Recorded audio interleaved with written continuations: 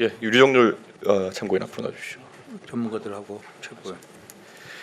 예, 지금 보면은 뭐 의원님들 중에 사전 투표를 이제 없애자, 보완하자 이렇게 하시는 분들이 있는데 사실 우리가 이제 시스템적으로 결국 신뢰도를 회복하기 위해 가지고는 구간별로 감시가 완벽해야 된다 이런 입장을 가져야 되는데 사실 사전 투표를 폐지하게 되면은 과거에 뭐 부재자 투표 체제로 가면은 사전 투표에서 부정선거 주장하신 분들이 지적하는 허점들이 치유되는 것들이 있습니까? 아닙니다. 그대로 남고요. 예. 더 문제가 생깁니다. 구체적으로 한번 말씀을 드릴까요? 예, 좀만 해주십시오. 자, 각 부재자 투표가 어떻게 진행되는지를 간단히 설명을 드리겠습니다. 부재자 투표는 부재자 투표를 하고 싶으신 분이 일단 신청을 합니다. 신청을 하게 되면 해당 선관위가 투표지를 그 신청인한테 주소지에다가 무송을 합니다. 무송을 하게 되면 그 무송한 투표지를 들고 부재자 투표일이 있습니다. 부재자 투표일은 지금 사전 투표일 같이 4, 5일 전에 하게 돼 있죠. 그다음에 부재자 투표일에 부재자 투표소에 가서 기표를 하고 기표를 한 거를 봉투에 넣고 다시 우편으로 우송하게 됩니다. 지금 사전 투표도 우송하고 있죠. 똑같습니다. 그러니까 지금 치유되지 않는 것들이 대다수인데 뭐 의원들 중에서 아니면은 다른 참고인들 지적하는 거는 사전 투표가 너무나도 간편하고 편리하기 때문에 그게 상당히 다수가 하게 되면서 아까 말했던 정보의 불일치라든지 이런 게 생기면서 문제가 된다 하는 거지. 과거의 부재자 투표 방식에 비해 가지고 뭐 더 열화된 방식은 아닌 거죠. 아니 열화된 게 아니라 오히려 훨씬 개선됩니다. 하나 더 말씀을 드릴게요. 부재자 투표에서 어떤 문제가 있냐면은 부재자 투표의 그 투표지를 선관위가 보내지 않습니까? 이게 등기 우편으로 보냅니다. 예. 그러니까 등기 우편은 본인이 아니면 수령이 안 됩니다. 예. 그러면 수령을 못하는 경우가 발생합니다. 그다음에 그 오송된 경우가 있어가지고 못 받는 경우도 있고. 그러니까 투표를 해야 된 유권자인데 등기를 받지 못하면은 투표용지 수령이 어렵다. 예. 그러면 이분은 부재자 투표를 못 합니다.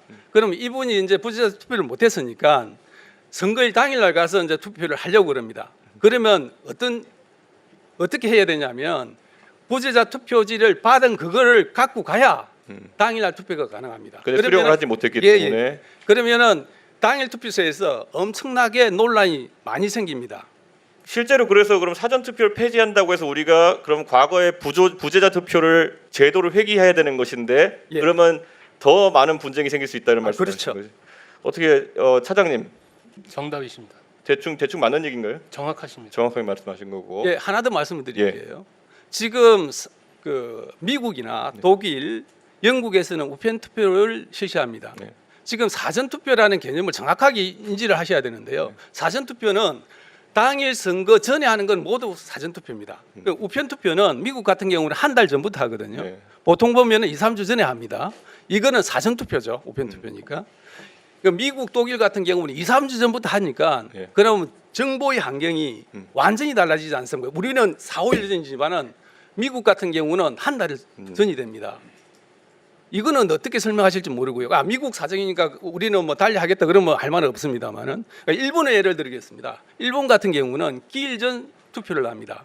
우리 사전 투표가 같습니다. 우리는 사전 투표일을 4, 5일 전에 지정해 놓고 하지만은 기일 전 투표는 2, 3주 전부터 동사무소나 동사무소 같은 데다가 이제 투표소를 설치하고 항상 할 수 있게 하는 그러면 데거든요. 그 투표지의 보관은 지금 우리가 하는 것에 비해서 뭐 더 강화된 보안 절차가 있는 그런 겁니까? 것도 없습니다. 똑같습니다. 그다음에 일본은 부재자 투표를 하거든요.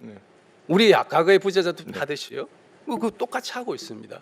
그래서 지금 저희들 사전 투표 제도가 과거의 부재자 투표의 어떤 맹점들, 보안성, 신뢰성들을 보완을 해가지고 나온 선진화된 제도라고 저는 생각합니다. 미국, 독일 같은 경우 우편 투표 한다고 그랬지 않습니까? 프랑스 같은 경우는 대리 투표를 합니다. 제3자가 투표를 대신합니다. 그래서 이게 논란이 좀 되긴 했습니다. 지난 선거에서 약 10%가 대리 투표를 했거든요. 우리나라에서 대리 투표제 도입하자 그러면 찬성하실 분 있겠습니까? 그러니까 지금 그 참고인 말씀 정확히 보면은 결국에는 사전 투표를 폐지한다 했을 때 그에 대한 대안적 성격으로 과거의 부재자 투표를 다시 가져오는 것은 열화된 성격일 것이고 그렇죠. 태행이. 만약에 그걸 폐지하고 그러면은 부재자 투표 성격의 것을 만들지 않으면 그거는 뭐 위헌적인 소지가 있기 말이 안 되는 거고 그렇기 때문에 사전 투표에 대한 대안 없는 폐지는 결국에는 참정권의 축소로 나설 수밖에 없다. 그렇습니다. 예. 아 그렇게 이해하면 되겠습니까? 예, 예. 감사합니다. 그리고 차장님 짧게 나왔는데요.